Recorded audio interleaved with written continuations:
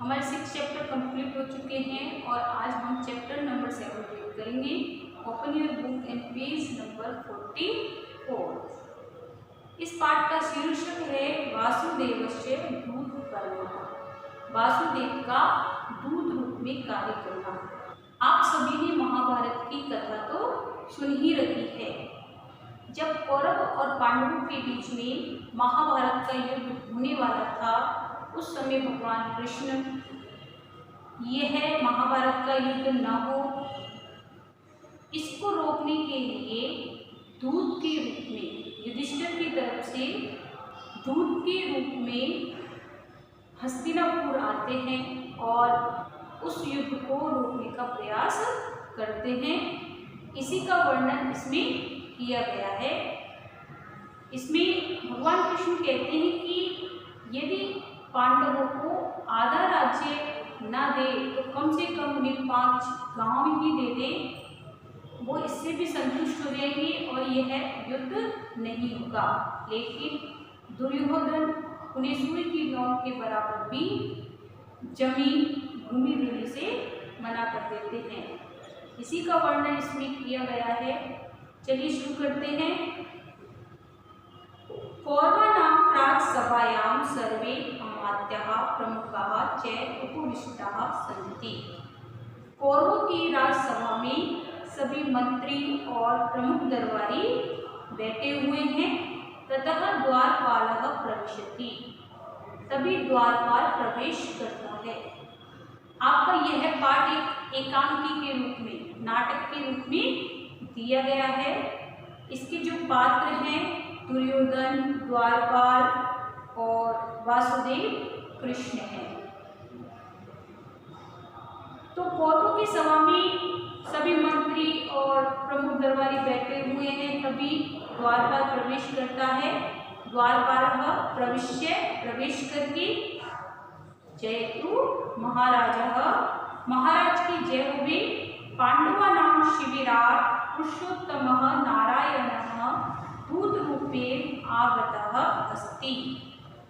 पांडवों के शिविर से दूत के रूप में पुरुषोत्तम नारायण, जो पुरुषों में उत्तम है, ऐसे नारायण अर्थात भगवान कृष्ण पांडवों के शिविर से पुरुषोत्तम नारायण भगवान कृष्ण दूत रूप में पधारे हैं।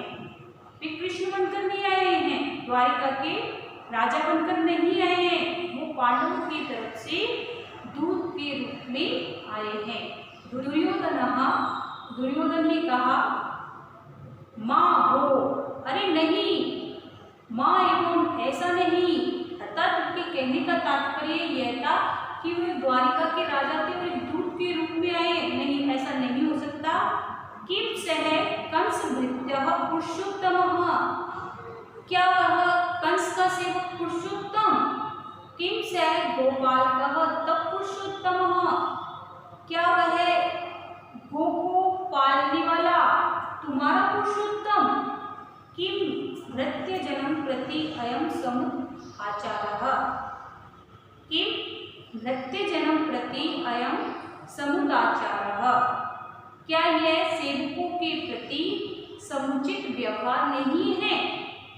क्या यह सेवकों के प्रति समुचित व्यवहार नहीं है? द्वारपाल ने कहा प्रसीदतु महाराज, प्रसन्न हुए महाराज। भ्रमितं भूत्वा, भ्रमित होकर, विस्मृतं भूल गया, भ्रमित होकर मैं भूल गया। दूतः केशवः आगच्छत्, दूत के रूप में कृष्ण आए हैं, श्री कृष्ण आए हैं। यहाँ जब दूत ने भगवान कृष्ण को नारायण के रूप में संबोधित किया तो इससे दुर्योधन क्या हुआ? चिढ़ गया, उसको गुस्सा आ गया। तो उसने दूत को डांटते हुए कहा कि वह कंस का सेवक, जबकि भगवान कृष्ण ने क्या किया था, कंस को मारा था। कंस के सेवक नहीं थे, लेकिन उनका अपमान करने के लिए उन्होंने इस तरह के शब्द कहे। कंस का सेवक पुरुषोत्तम, गायों को चराने वाला तुम्हारा पुरुषोत्तम। उसके बाद द्वारपाल क्षमा याचना करता है और कहता है कि भ्रमित होकर मैं भूल गया था, दूत केशव आगच्छत्, दूत श्री कृष्ण आए हैं। दुर्योधन ने कहा, इदानीं प्रसन्नः अस्मि, अब मैं प्रसन्न हूँ। प्रवेशय तं दूतम्, उस दूत को भेजो। द्वारपाल है, यथा आज्ञापयति देवः, प्रभु जैसी आपकी आज्ञा वही गच्छति, बाहर चला जाता है। दुर्योधन